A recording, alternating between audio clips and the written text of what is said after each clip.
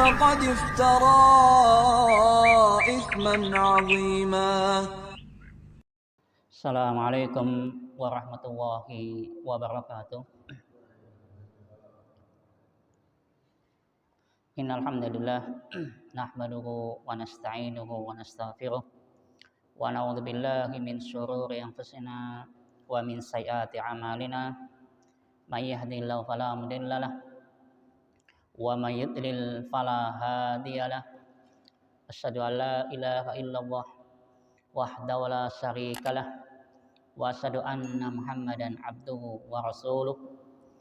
Qala Allah ta'ala ya ayyuhalladzina amanu taqullaha haqqa tuqatih wa la tamutunna illa wa antum muslimun. Fa inna saqal hadis kitabullah wa khairal hadi Muhammad sallallahu alaihi wasallam wa syarrul umuri muhdatsatuha fa inna kulla muhdatsatin bidah wa kulla bid'atin dalalah wa kulla dalalatin finnar. Amma ba'd. Ikhwani fiddin, a'azzani Allah wa iyyakum. Alhamdulillah kita di kesempatan malam hari ini kembali dipertemukan oleh Allah Subhanahu wa taala dalam satu majelis ilmu yang mudah-mudahan majelis yang diberkati oleh Allah Subhanahu wa taala, majelis yang bisa menghilangkan dan menghapus dosa-dosa dan kesalahan-kesalahan kita. Ikhwani fiddin, a'azzani Allah wa iyyakum. Kita melanjutkan kajian kita pada tafsir Al-Qur'an Al-Karim, masuk pada ayat yang ke-82 pada surat Al-Baqarah. Allah Subhanahu wa taala berfirman, a'udzubillahi minasyaitonir rajim. Walladzina amanu wa 'amilus solihati ulaika ashabul jannah hum fiha khalidun. Allah berfirman, walladzina amanu, dan orang-orang yang beriman, wa 'amilus solihati, dan beramal soleh, ulaika ashabul jannah, mereka adalah penghuni neraka, penghuni surga, hum fiha khalidun, mereka akan kekal ada di sana. Kita lihat ikhwani fiddin, a'azzani Allah wa iyyakum. Allah Subhanahu wa taala di ayat ini menjelaskan pada kita tentang kunci utama orang akan masuk surga. Adalah dua dasar ini harus ada, yaitu iman dan amal soleh. Allah Subhanahu wa taala mengabarkan kepada kita semuanya bahwa kata tadi, walladzina amanu wa 'amilus sholihat, dan orang-orang yang beriman dan beramal soleh, dua hal ini. Maka kata Allah, ulaika ashabul jannah, mereka adalah penghuni surga. Berarti di sini kita lihat ternyata dua hal ini, dua sifat ini adalah kunci utama seseorang bisa masuk surga.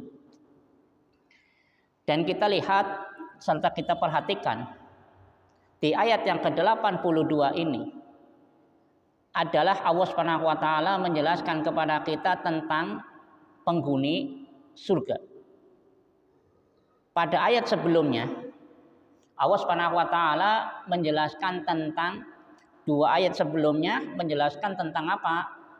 Bahwa orang Yahudi mengatakan kami tidak akan pernah masuk neraka kecuali hanya beberapa hari saja.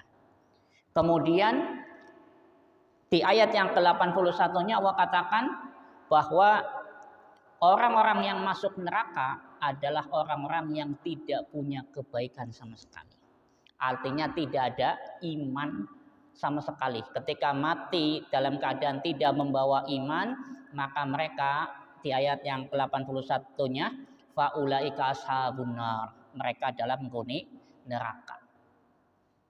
Maka kita pahami dari ayat ini dan ayat yang sebelumnya tadi, itu menjelaskan pada kita bahwa penghuni surga itu bukan kelompok tertentu, bukan organisasi tertentu.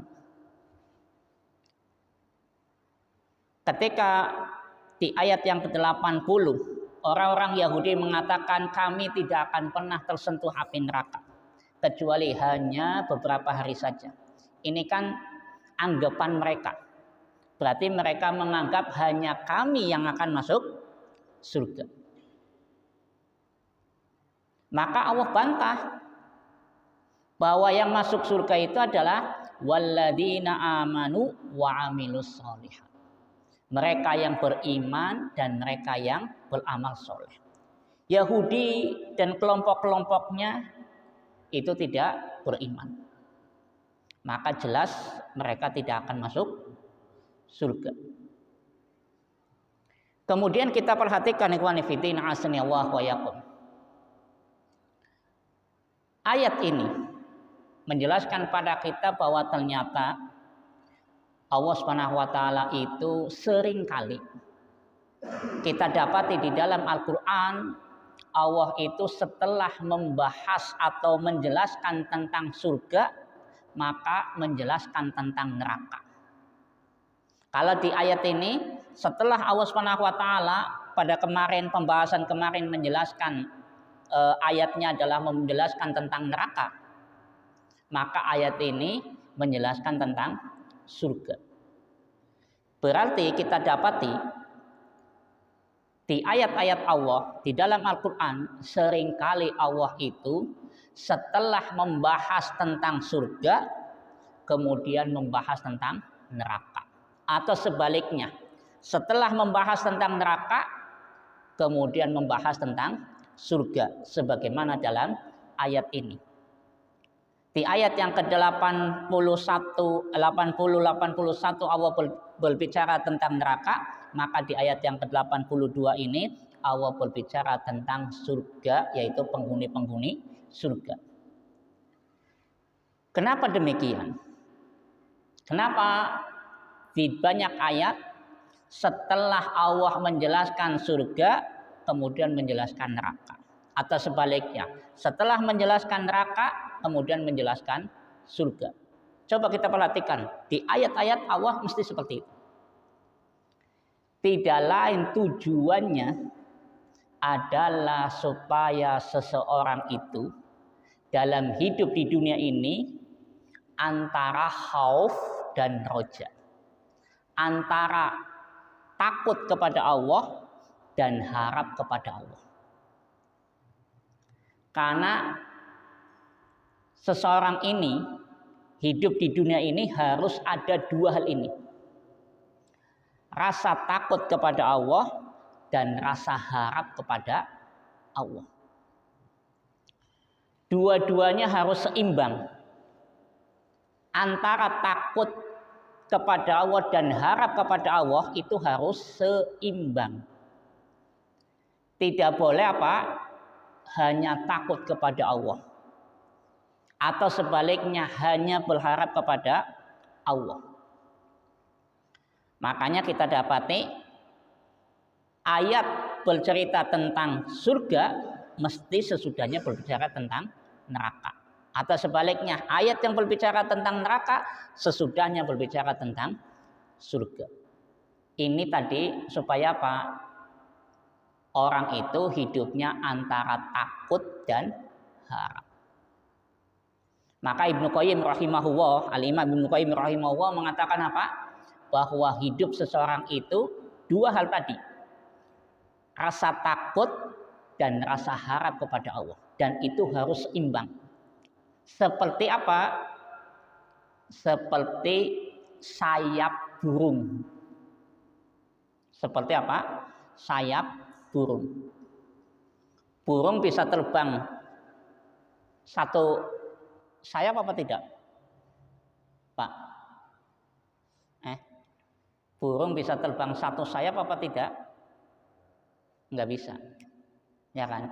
Dia harus bisa terbang dengan dua sayap. Maka seseorang rasa takutnya kepada Allah dan rasa harapnya harus seimbang. Kalau takutnya berlebihan, takut kepada nerakanya berlebihan, maka yang terjadi adalah apa? Yang terjadi bisa jadi dia akan males-malesan bekerja, males-malesan mencari nafkah. Yang ada karena takut maling neraka, yang ada adalah apa? Aktivitasnya sholat ngaji, sholat ngaji, sholat ngaji, tok, ya kan? Dia males mencari nafkah, padahal mencari nafkah itu bagian daripada kewajiban pula. Atau sebaliknya, kalau seseorang itu ternyata lebih banyak berharapnya, dia yakin bahwa dia itu masuk surga, tidak ada rasa takutnya, rasa harapnya itu lebih tinggi, karena dia merasa, wah, aku galdina ngaji, ya, aku galdina sholat tahajud, sholat sunnah orang pernah ketinggalan, sehingga harapan dia terlalu tinggi, rasa takut kepada Allahnya kurang. Maka ketika dia berbuat dosa yang kelihatannya dosa itu sepele, dosa ringan, dosa kecil, maka dia menganggap kita cilik. Kenapa? Karena dia merasa saya pahalanya banyak. Akhirnya apa? Rasa takutnya lemah. Ya enggak? Nah, disinilah salah. Konsep hidup itu harus seimbang. Rasa takut kepada Allah dan rasa harapnya kepada Allah itu harus seimbang seperti sayap burung tadi. Terlalu takut, salah. Terlalu berharap, salah. Harus dua-duanya seimbang. Maka disinilah kemudian apa? Ketika dia akan berbuat dosa, dia ingat bahwa adab Allah itu pedih. Ketika dia merasa bahwa hidup ini susah dan seterusnya, maka dia yakin ada kesempatan, yaitu surga, mencari kenikmatan, beribadah kepada Allah Subhanahu wa ta'ala dan seterusnya.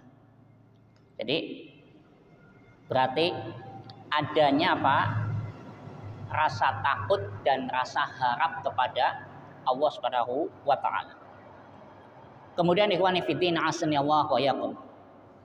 Pelajaran yang bisa kita petik dari ayat ini, ayat yang ke-82 ini, bahwa Allah Subhanahu wa ta'ala menyebutkan tentang penghuni surga itu tadi adalah iman dan amal soleh.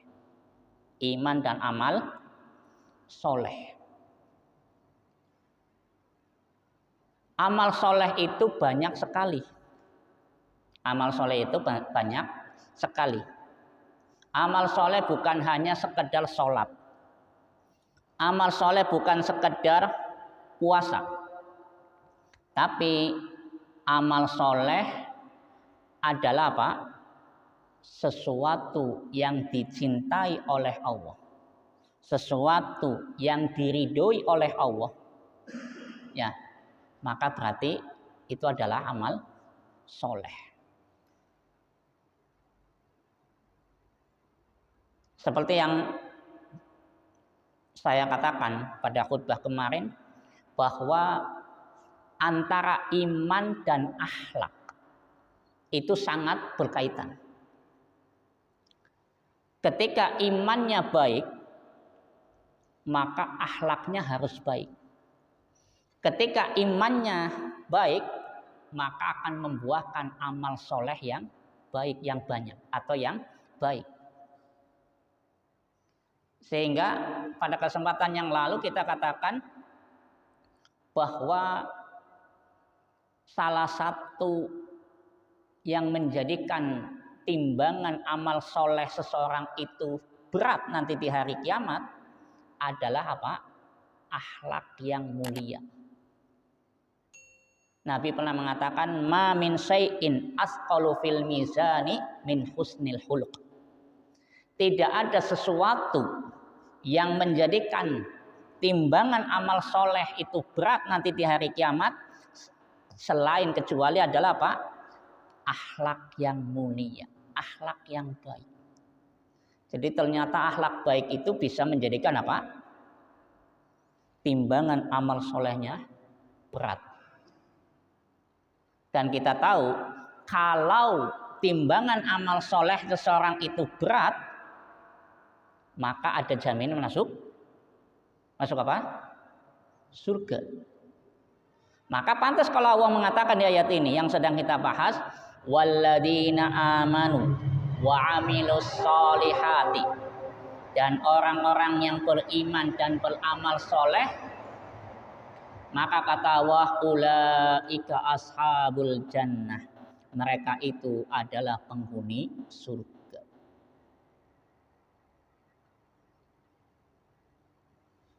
Ada amalan-amalan soleh yang mungkin butuh tenaga yang kuat. Ada amalan soleh yang butuh harta yang banyak. Ada amalan soleh yang butuh dua-duanya. Ya kan? Dan ada amalan soleh yang memang berat untuk dilakukan.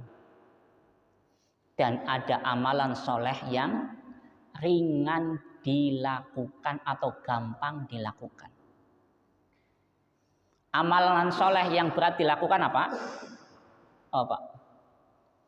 Amalan soleh yang berat dilakukan. Apa?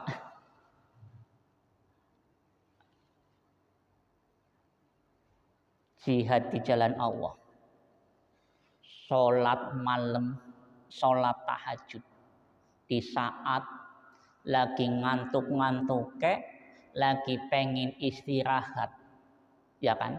Berat apa orang? Berat. Tuntutan untuk sodakoh di saat langka duit. Enteng apa abot, Pak? Abot. Ada amalan soleh yang memang berat dilakukan. Ada amalan soleh yang ringan dilakukan. Apa itu amalan soleh sing enteng dilakukan, ringan? Zikir kepada Allah, enteng. Subhanallah, subhanallah, subhanallah. Alhamdulillah, alhamdulillah, alhamdulillah. Allahu akbar, Allahu akbar. Astaghfirullah wa atubu ilaih. Astaghfirullahal azim, dan seterusnya. Zikir kepada Allah Subhanahu wa taala adalah amalan yang ringan.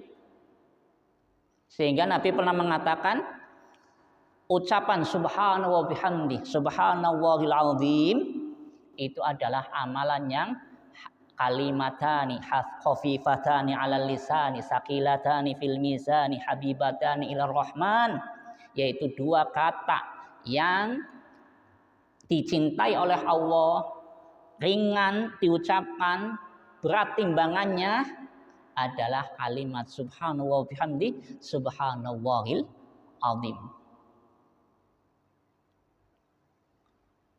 Maka dari ayat yang sedang kita bahas ini menjelaskan pada kita, berarti mari kita tingkatkan iman dan amal soleh kita. Karena tadi salah satu kunci untuk bisa masuk surga adalah iman dan amal soleh. Berarti bisa dipahami kita dituntut untuk apa? Terus tingkatkan iman dan terus tingkatkan amal soleh. Sebisa mungkin kita ini tidak meninggalkan amal soleh. Yang tadi kita katakan ada amalan yang berat, ada amalan yang ringan. Ibtisamuka li akhika sodakoh. Senyummu kepada saudaramu adalah sodakoh. Nah, ikhwani fiddin asanillahu wa iyyakum. Kembali ke pembahasan yang sedang kita bahas, di mana tadi Allah mengatakan walladzina amanu wa amilus solihati, dan orang-orang yang beriman dan beramal soleh, maka mereka adalah penghuni surga. Kapan disebut amal soleh? Kapan disebut amal soleh? Amal soleh, amalan itu disebut amalan soleh adalah kalau ada dua rukun. Amalan itu disebut amalan soleh kalau ada dua rukun. Yang pertama, kalau amalan tersebut ikhlas dilakukan karena Allah. Dan yang kedua, amalan tersebut harus sesuai tuntunan ajaran Nabi Muhammad sallallahu alaihi wasallam. Maka itulah yang disebut amalan soleh. Amalan yang akan diterima oleh Allah Subhanahu wa ta'ala. Amalan yang akan diterima oleh Allah adalah dua hal tadi ini. Amalan yang landasannya ikhlas karena Allah dan sesuai tuntunan ajaran Nabi Muhammad sallallahu alaihi wasallam. Karena itulah yang akan diterima oleh Allah. Ketika amalan seseorang ikhlas tapi tidak sesuai tuntunan ajaran Nabi, kira-kira diterima apa ora? Enggak. Ya kan? Ana wong salat subuh ikhlas 4 rakaat. Aku topan salat subuh 4 rakaat. Ikhlas. Diterima apa tidak? Tidak. Ya kan? Walaupun ikhlas.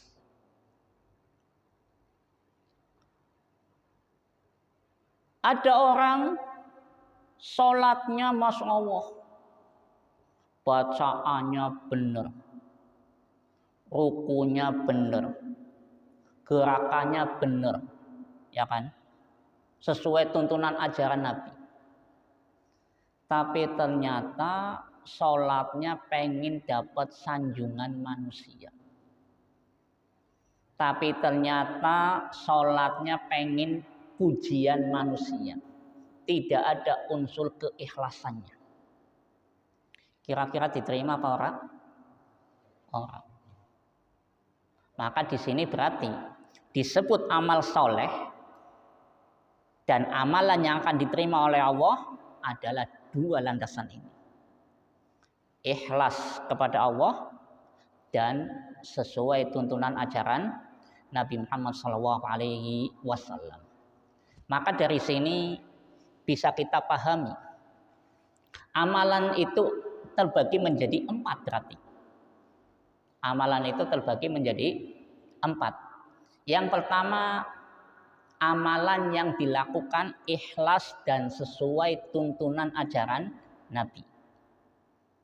Maka itu adalah amalan yang diterima.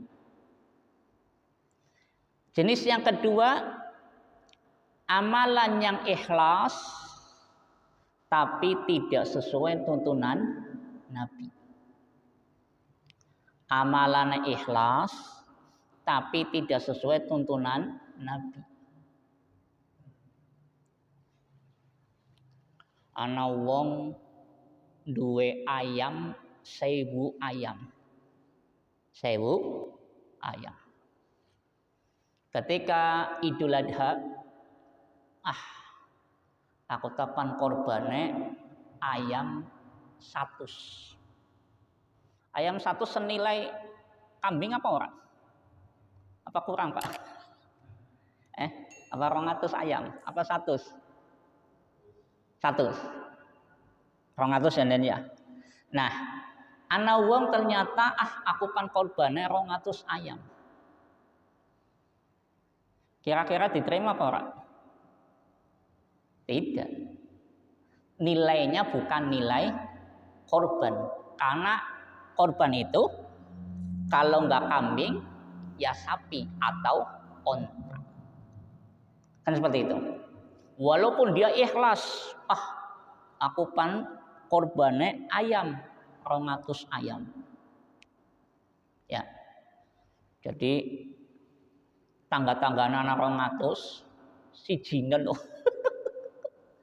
Tetap di sisi Allah bukan korban.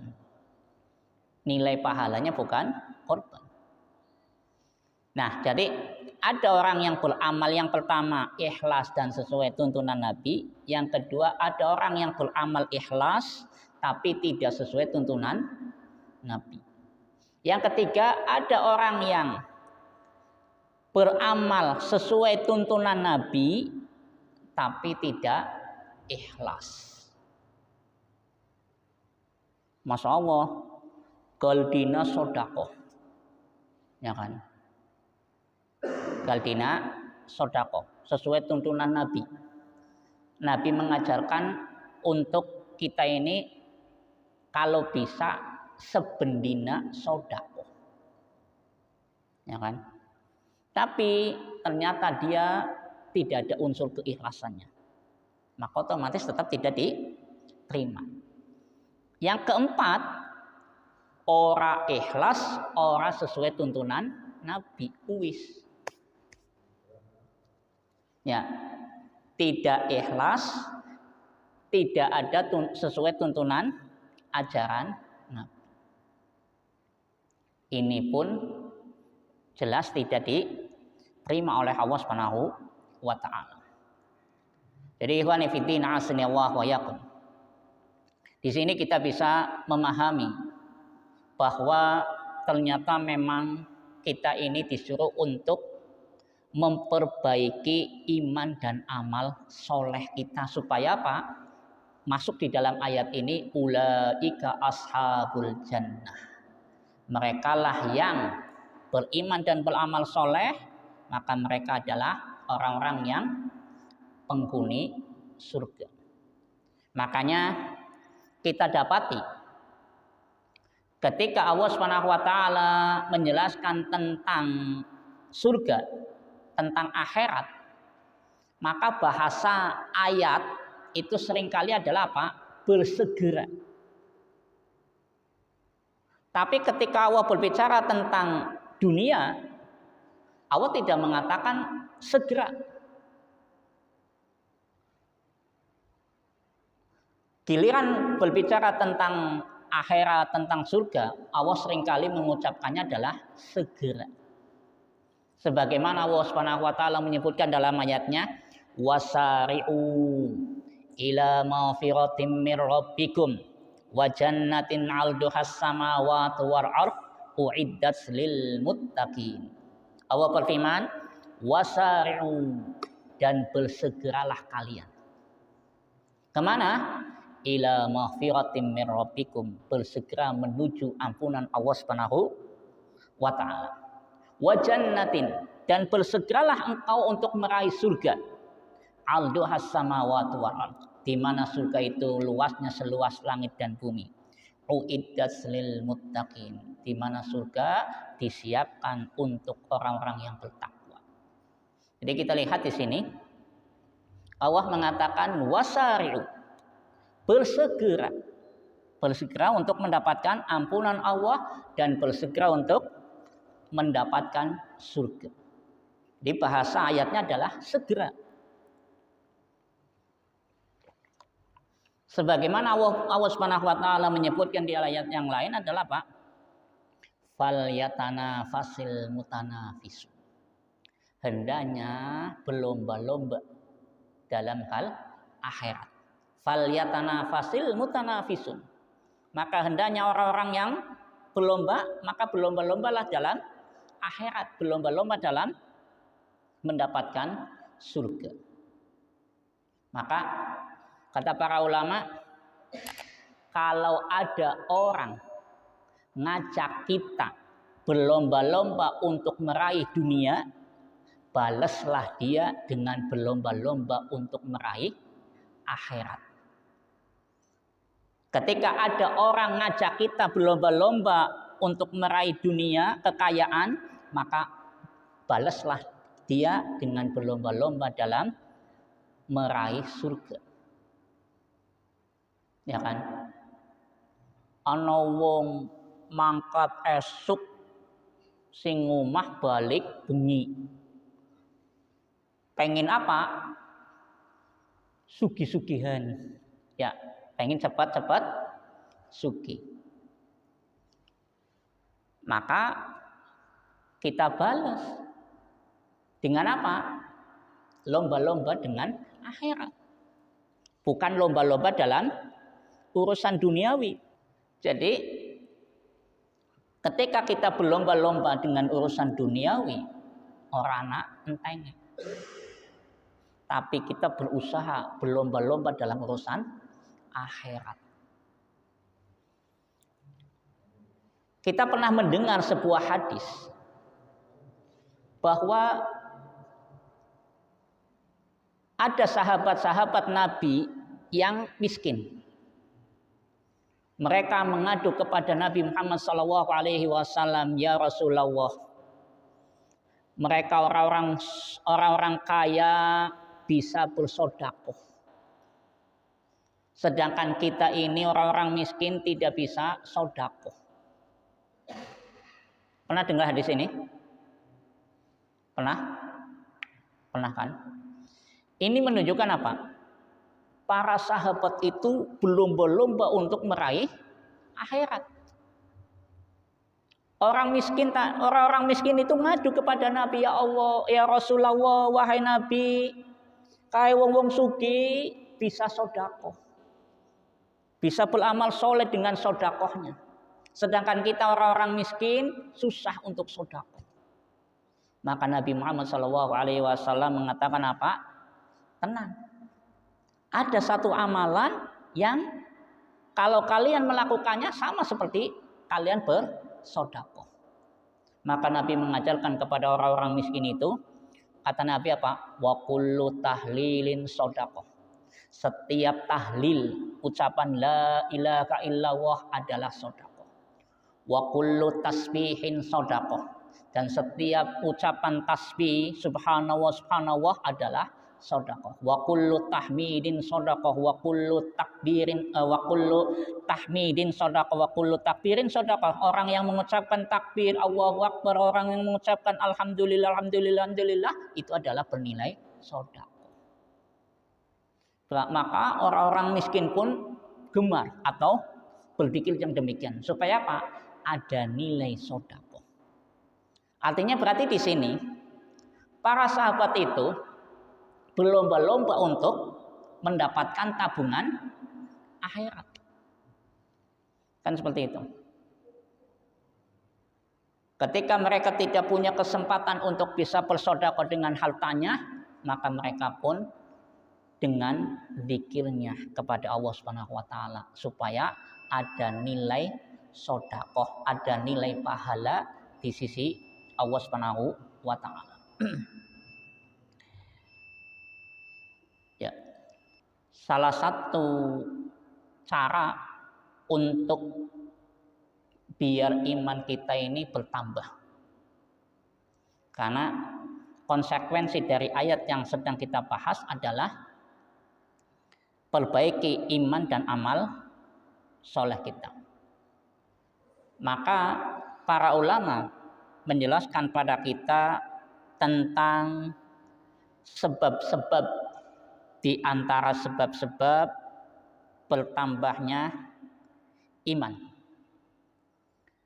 Yang pertama, di antara sebab bertambahnya iman adalah kita mengenal Allah Subhanahu wa taala. Pelajari nama-nama Allah dan sifat-sifat Allah yang mulia. Nama-nama Allah yang baik dan sifat-sifat Allah yang mulia. Karena ketika seseorang itu mengenal nama Allah, maka akan menjadikan dia apa? Cinta kepada Allah. Menjadikan dia mengagungkan Allah Subhanahu wa taala. Menjadikan dia takut kepada Allah Subhanahu wa taala. Sehingga Allah Subhanahu wa taala menyebutkan innama yakhsyallaha min ibadihi al-ulama. Sesungguhnya orang-orang yang takut kepada Allah dari hamba-hambanya adalah kalangan ulama. Artinya mereka-mereka yang mengenal siapa Allah. Ketika kita mempelajari nama Allah, semisal Allah adalah Ghafur, Allah pengampun, maka apa? Kita pun tidak putus asa. Ketika kita banyak dosa, kita minta ampun kepada Allah Subhanahu wa taala. Kan seperti itu. Ketika kita mengetahui bahwa Allah itu adabnya pedih, maka kita pun apa? Berusaha untuk meninggalkan dosa-dosa. Iman itu semakin mengenal Allah, maka iman itu akan semakin bertambah, naik. Maka tadi salah satu cara biar iman itu bertambah adalah kenali Allah Subhanahu wa taala. Kita mengenal Allah Subhanahu wa taala, nama-namanya, sifat-sifatnya, dan seterusnya. Kemudian di antara hal yang bisa menjadikan seseorang itu bertambah imannya adalah menuntut ilmu as-syar'i, menuntut ilmu agama. Karena dengan dia menuntut ilmu agama, sebagaimana tadi, innama yakhsyallaha min ibadil ulama, sesungguhnya orang-orang yang takut kepada Allah adalah kalangan ulama, artinya kalangan orang-orang yang mengenal Allah, orang-orang yang punya landasan ilmu agama. Sehingga di sini pentingnya ngaji.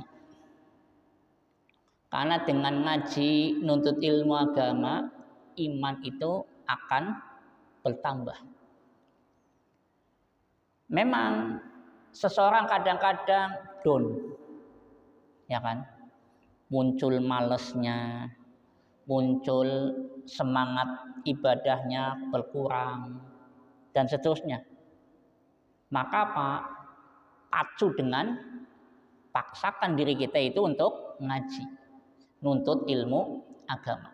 Karena dengan kita menuntut ilmu agama, kita jadi tahu apa tujuan hidup kita di dunia ini.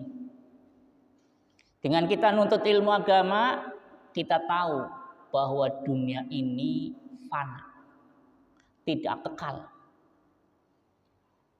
Bahwa hidup di dunia ini bukan tujuan, hanya sementara. Tujuan kita adalah akhirat.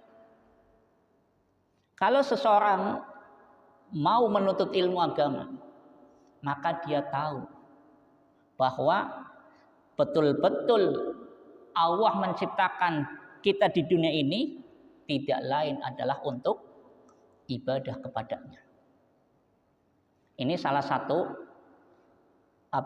fungsi daripada manfaat daripada nuntut ilmu agama. Dengan nuntut ilmu agama, iman kita semakin bertambah. Semakin yakin bahwa Allah itu menyiapkan surga bagi orang-orang yang tadi beriman dan beramal soleh. Allah siapkan surga adalah untuk orang-orang yang bertakwa. Kan seperti itu. Dengan nuntut ilmu agama, seseorang bisa tahu. Karena ilmu itu bagaikan cahaya. Dengan adanya cahaya, kita bisa tahu mana kerikil, mana duri, dan mana jalan yang halus. Dengan ilmu agama, kita bisa tahu ini jalan yang menuju surga dan ini jalan menuju neraka. Kan seperti itu. Kemudian salah satu cara untuk meningkatkan keimanan atau bertambahnya iman adalah dengan kita menghayati ayat-ayat Allah. Baik itu ayat-ayat Allah yang syar'i atau ayat-ayat Allah yang kauniyah. Ayat-ayat Allah syar'iyah yaitu ayat-ayat Allah yang kaitannya dengan Al-Quran. Atau ayat-ayat Allah yang kaitannya dengan kauniyah, alam. Dengan seseorang menghayati ayat-ayat Allah ini, maka akan bertambahlah iman dia.